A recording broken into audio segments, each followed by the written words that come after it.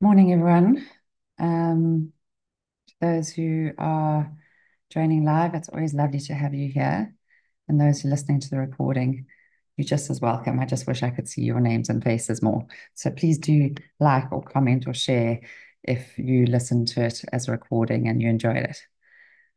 So, in fact, I need to get my oils. If you give me a moment. Um, you can see I'm not in my usual spot.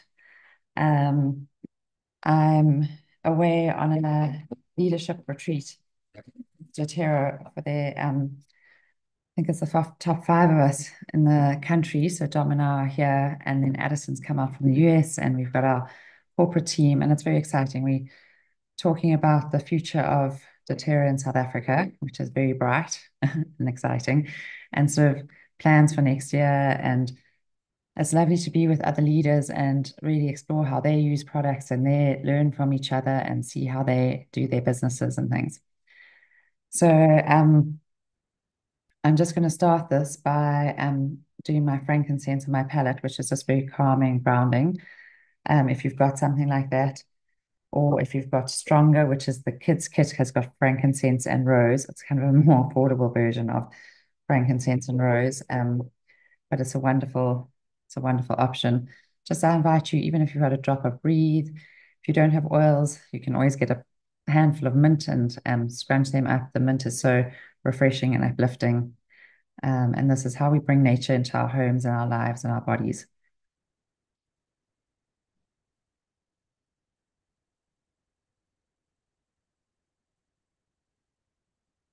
So frankincense is the oil of truth. It's very calming and grounding. I talked about it a little bit more in a little video I'm going to be posting. I presented about some of the new products of the month at our leadership call on Monday night. And I sort of spoke a bit about frankincense, especially there. And then Melissa is the oil of light. It's also a lovely one that I use before meditation or prayer or any big meeting or anything like that. Many of you who've been around for a while know that we do the Melissa challenge from time to time. It's always a very special time.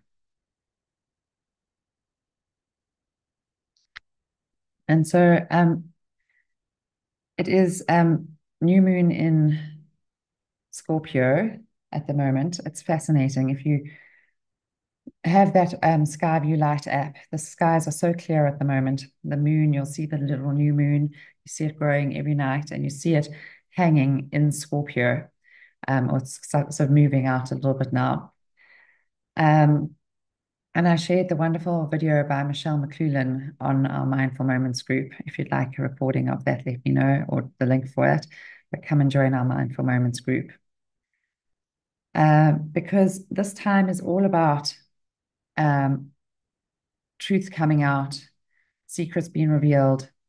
There's so much coming out at this time. There has been over the last few weeks and months. So I'm going to plug in my laptop. I can hear it's making a bit of a noise. I hope that you can hear me. Sometimes when it does this, the sound goes down. Um, so, and it's also a huge time of transformation. We are literally entering the age of Aquarius properly this month. This age of Aquarius that's been talked about since the 60s, which is all about the people collaborating, community connection. It looks very different from the top-down control astrology that we saw during COVID times with this whole Saturn and Uranus square. Um, Now it's about Uranus and about Aquarius. And as I say, I'm a very amateur, but it's so comforting to me. It's like a roadmap. And it's so significant at this time of US elections, Mozambican elections, actually many elections around the world at the moment. And we are going to be seeing less top-down control, less royal families, less corporate control, um, less enforcing of stuff. And I haven't had much time to prepare for today because I've been at the summit, but I really wanted to, which is a great honor and a great privilege and very exciting, but I really wanted to do this mindful moment because I really believe, firstly, that the world needs our prayer and us sitting And connecting with ourselves is the deepest form of prayer, as is written in the Bible, the kingdom of heaven is within. And be still and know that I'm God. And just really that we can influence the collective, as the Heart Math Institute reflects in so much of their research. By regulating our own heart coherence, we can regulate the coherence of the collective. And I think that the collective really needs regulation at the moment. So we do it for others, but most importantly, we do it for ourselves, because we all need calm and we all need a time to connect with our bodies and our breath and to connect with ourselves in this busyness and very tumultuous time. And I just want to also mention here that we've had another devastating school community tragedy.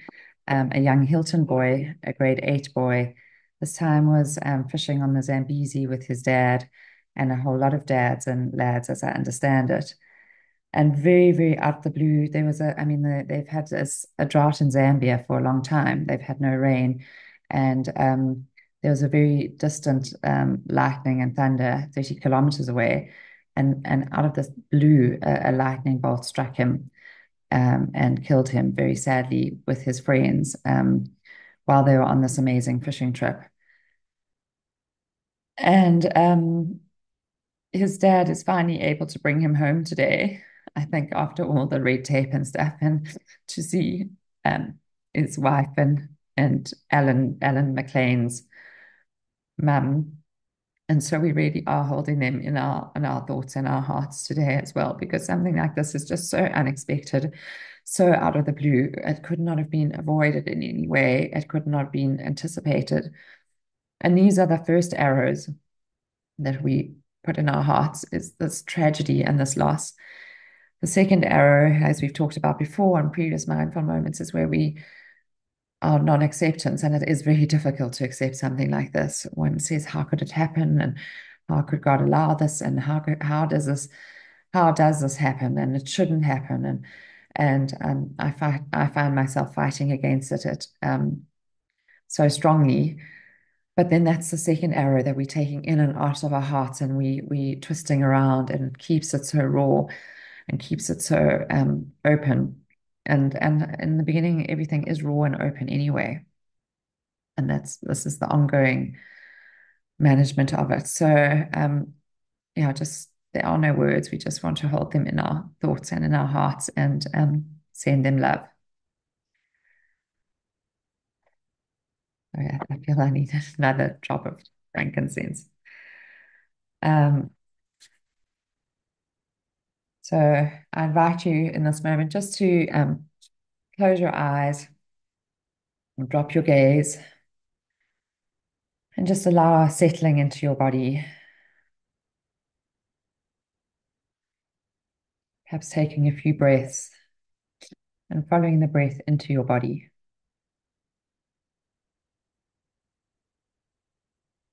as if each breath is drawing you home.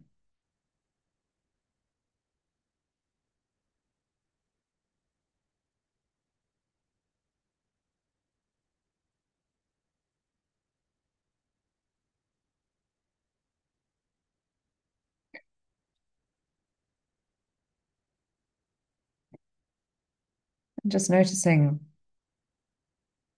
how your home looks today, the home of your body. Noticing if there's a tumultuousness, like stormy seas, there's a calmness, if there's a sadness, there's a stillness, or an excitement, an upliftment. As Rumi says, every day it's like a guest house, new arrivals every day. And in fact, not just every day, every hour and every moment, there's a new arrival. And just noticing these arrivals and welcoming them in.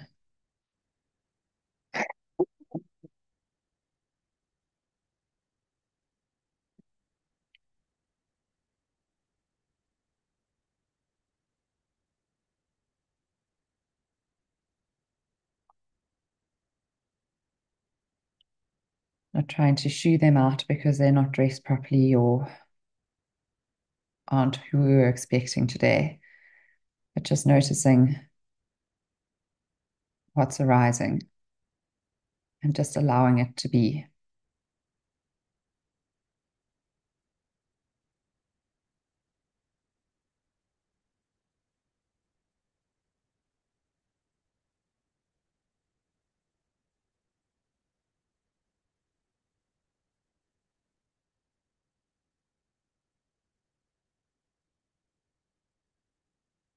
And then just inviting a settling into our bodies as we connect first with our feet on the floor.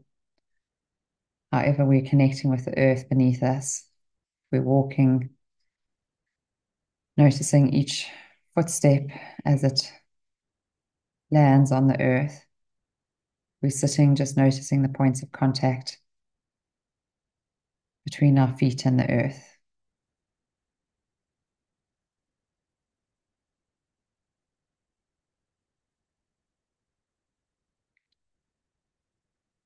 Bringing our attention to the outline of our feet, the heel, the main area of our foot, body of our foot, the bridge of our arch, the pad, and then into the toes, just feeling into each toe individually.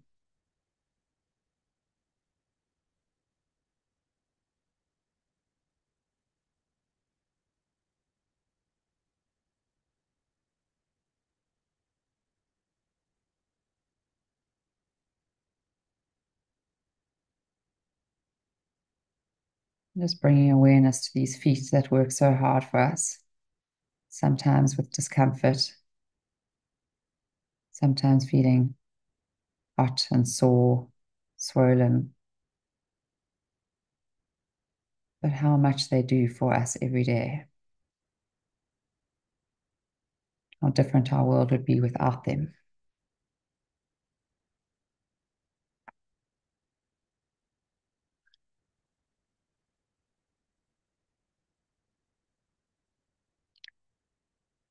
And then moving up to our seat,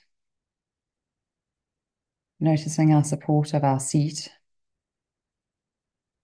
If we're walking, you could just notice the support of our pelvis, of our thighs, our hips, our pelvic bowl.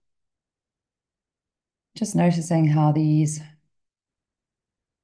our seat supports us, how our pelvis holds us.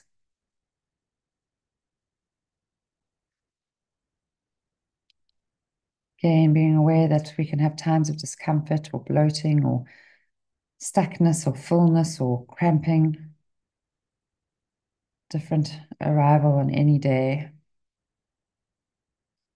But just again, tapping into the incredible processes that happen in our abdominal organs every day, in our digestive tracts, in our reproductive organs, our uterus, our ovaries, our bladder, our stomach, our large intestine, small intestine, liver, spleen, gallbladder, pancreas. So much. Just holding our awareness here.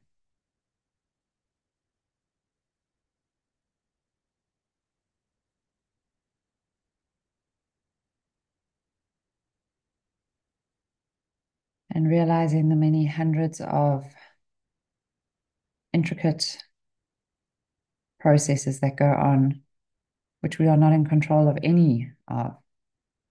And yet they go on and they support us and they're here in the background. We are so divinely supported every moment of every day.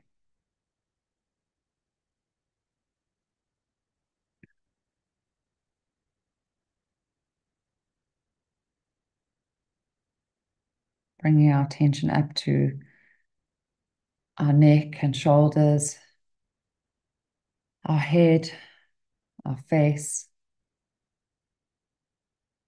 the uppermost part of our head that points up towards the heavens, and then our day-blind stars. The sun, the moon, the stars, the light that feeds every living thing, including ourselves. Just gently feeling into your neck and shoulders, your head, your face, your jaw, noticing what you find here today in your own time.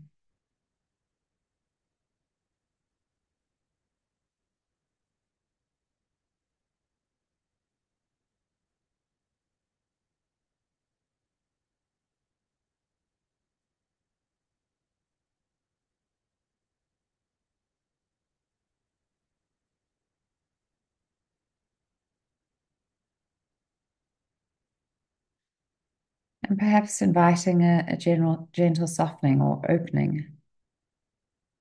Seeing if you could invite a gentle expansion into your shoulders, your neck, your face, your jaw. Might even look like rearranging your posture just to be a little bit more expansive, a bit more open, a bit softer, more gentle. However it feels comfortable for you. We don't have to control so much. We don't have to hold on so tight. Things are working beautifully without our input.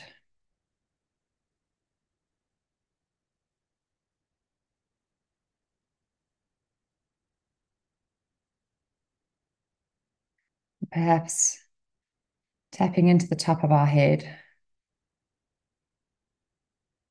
where we connect with the heavens above us, and just inviting a slight opening and allowing and inviting in of the light above us, funneling it into our bodies. Perhaps it's a golden stream of light, a sparkly stream, a clear white, blue, whatever it is for you today, but just inviting in the light into our bodies and allowing it to drop down into our heart space.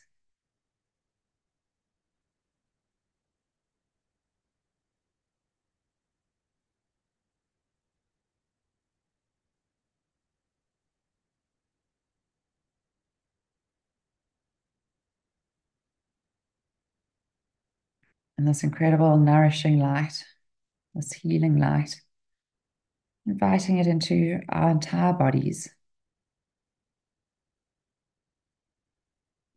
and especially into our heart space, where it can be fed out to the rest of our bodies.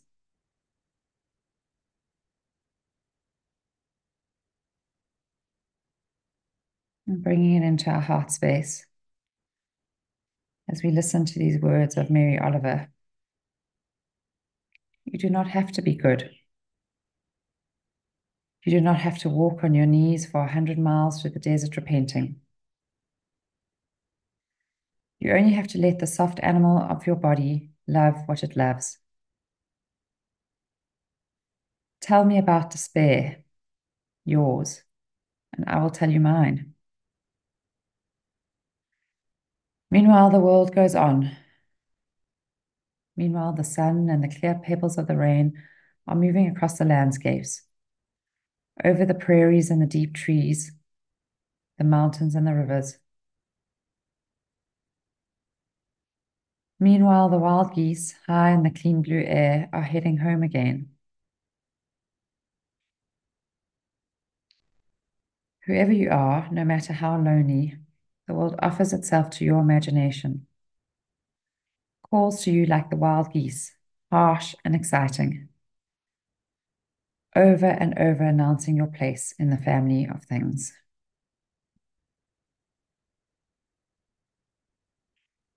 And so we settle in our heart space and take our place in the family of things.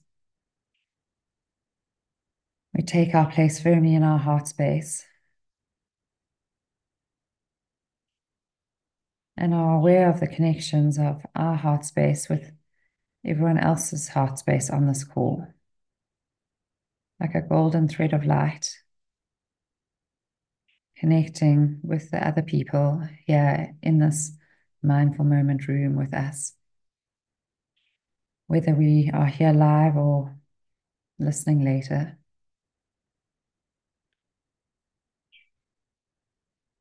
And feeling the power of this collective connection.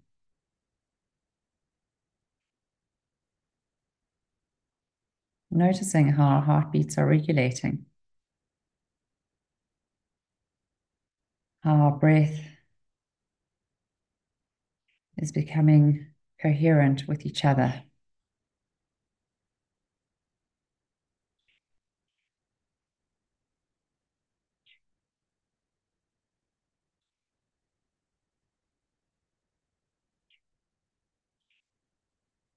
And just taking some moments to feel into the power of this regulation and coherence that is sitting here right now.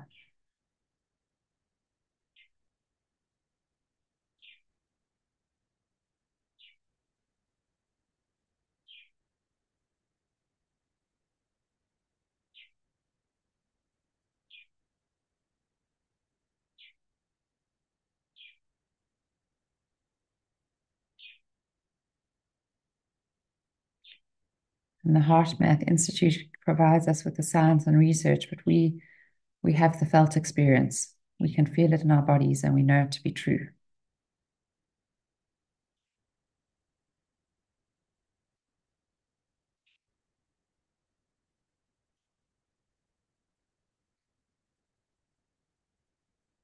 And when you're ready in your own time, sending this connection of golden light out into the communities you'll be with today. The people who share your space at home, at work, your loved ones near and far, those closest to your hearts. We're just taking the next while just to connect with all those spaces in your own way, in your own time.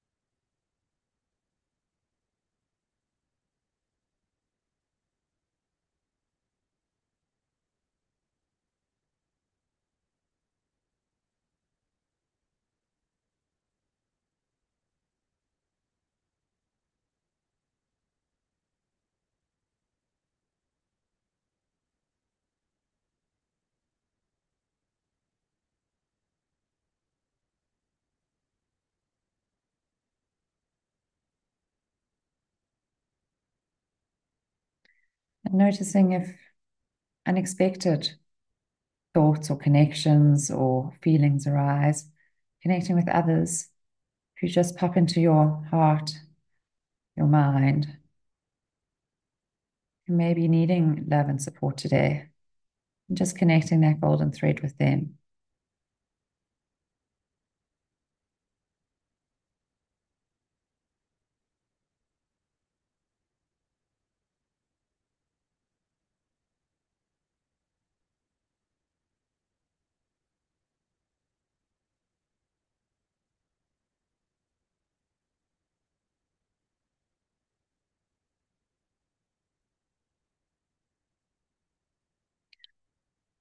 And then extending us beyond our personal connections, beyond our personal communities into our greater communities, the community of where we live, our countries, where we are, many of us at South Africa,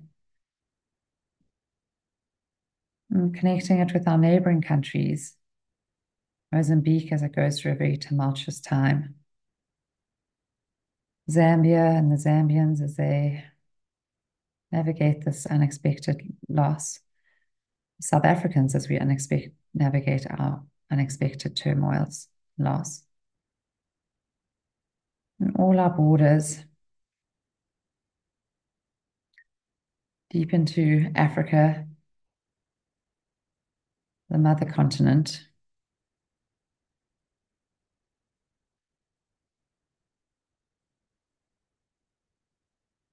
the source of humanity.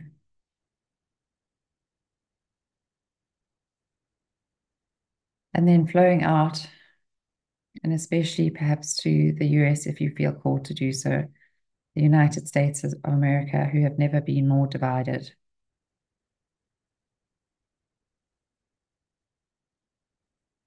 And just connecting this golden light and perhaps wrapping them in a golden light, cocooning them with all our threads of golden light so that we wrap them up and cocoon them and shower them in light.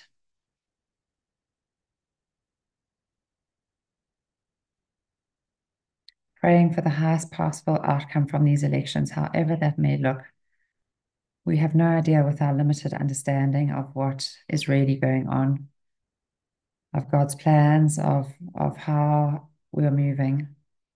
And so we just offer prayers for the highest possible outcome, for peace, for fairness, that plans of evil may not proceed or be thwarted. Plans of evil people will be thwarted. The plans of evil will fail.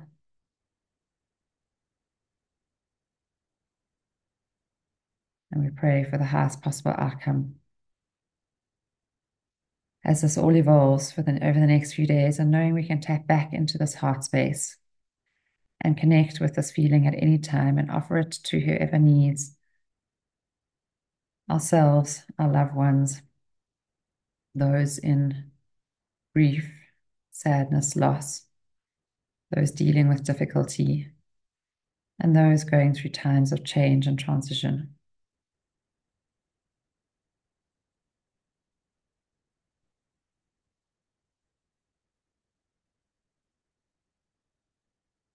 Holding ourselves as if cocooned in this golden light. We don't have to do anything. We don't have to be anywhere. We don't have to be anything. We can just be in this moment. You do not have to be good. You do not have to walk on your knees for 100 miles through the desert repenting. You only have to let the soft body animal of your body love what it loves. You only have to let the soft animal of your body love what it loves. Tell me about despair, yours, and I will tell you mine. Meanwhile, the world goes on. Meanwhile, the sun and the clear pebbles of the rain are moving across the landscapes, over the prairies and the deep trees, the mountains and the rivers. Meanwhile, the geese, high in the clean blue air, are heading home again. Whoever you are, no matter how lonely, the world offers itself to your imagination, calls to you like the wild geese, harsh and exciting, over and over announcing your place in the family of things. Whoever you are, no matter how lonely, the world offers itself to your imagination, calls to you like the wild geese, harsh and exciting, over and over announcing your place in the family of things. And when you are ready, just starting to move your fingers and toes, perhaps rolling your shoulders, rubbing your legs, squeezing your arms and shoulders. And just coming back to this room and the space.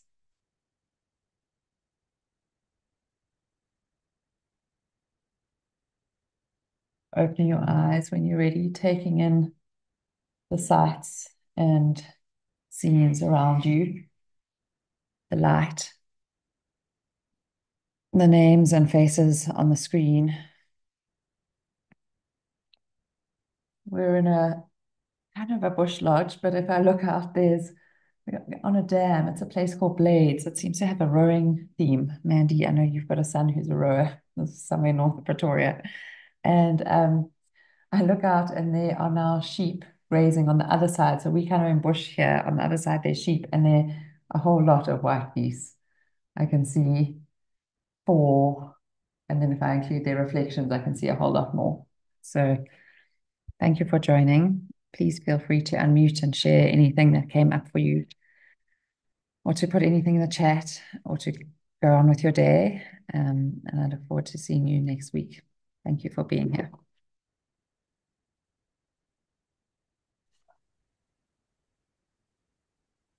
Wat wil jij goed doen? Thank you, Sal. I didn't hear iPhone. I don't know who that is, but you're welcome to unmute again and say and speak.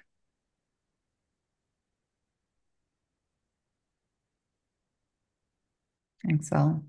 And you're welcome to also share this with anyone that you think it might be helpful for, because if it's helpful for us, perhaps it's helpful for others.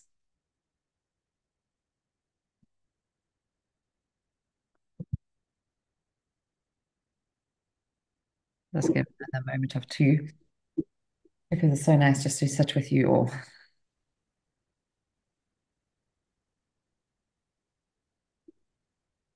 and sending you love as you're there. Thanks, Nick. Appreciate you as always. So generous and kind and grounding. It's wonderful. Love you lots. Love you lots, Sue. Thank you. Thanks for joining. Bye. Thank you, Sue. I know, isn't it a beautiful poem? Mary Oliver certainly has a way with words. Thank you. Thanks, Bashi. Thanks, Mum. Yeah. They're actually a South African family. In fact, Colin went to the Masters with him. He's one of the group who went to the Masters with him. But it's happened in Zambia, and our Zambian friends have been very involved in trying to get, Zambia is tricky to try and arrange to get them home and to get everything, all the documentation sorted and things. And so it was, yeah, it's a South African. I think they're Joburg based. Colin knows the dad quite well. I don't know the family. But we know some of the boys who were with them.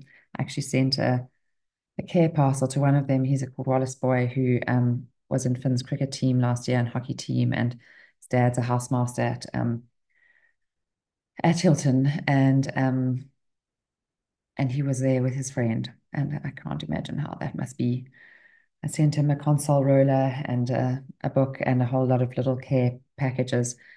It's like a little aroma dough. If anyone, such a lovely thing my friend Nicola McGregor does. She does these care packages, and then I add a console roller. And the mum sent me a message last night that he's already squeezing the dough and wearing the socks, and she puts in fudge and some seeds and various things like that. So it's called Care Box, if anyone's ever looking for something to give supportive to someone who's had a diagnosis or going through a difficult time, or someone who's lost a loved one. It's really something that's so impactful and supportive. And I also just wanted to say, on a totally different note, is that I found that on Spotify, you can hear David White reading his own poems, and I'm a lot of poetries on Spotify that I never knew about. I didn't know that.